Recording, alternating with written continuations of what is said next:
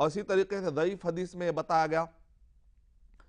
کہ اگر کوئی آدمی بغیر کسی علت اور بغیر کسی بیماری کے، اور اس کے اندر ابھی مزید ڈیٹیل نہیں بتایا گئے، اگر کوئی روزہ چھوڑ دیتا ہے، اب زندگی بھر بھی اگر روزہ رکھ لے تو اب اس کی قضا نہیں ہوگی۔ یہ سارے وہ الفاظ ہیں جس کے اندر بہت زیادہ ایگزیجریٹ، بہت زیادہ غلو پایا جا رہا ہے۔ ایسے الفاظ سے احتیاط برتے۔ اگر کسی عذر کی بنیاد پر ایک آدمی اگر بعد میں قضا دینا چاہتا ہے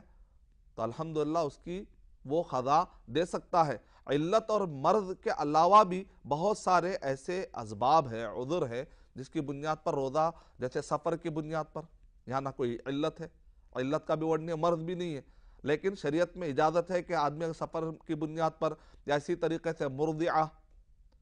یا اسی طریقے سے حاملہ، اگر ان کو مشقت ہو روزہ چھوڑتے ہیں تو ایسے وقت پر ان کو روزہ چھوڑنے کی اجازت ہے۔ یا اسی طریقے سے اگر کوئی عذر کی بنیاد پر روزے چھوڑ دیتا ہے تو اس بنیاد پر بعد میں وہ روزہ رکھنے کی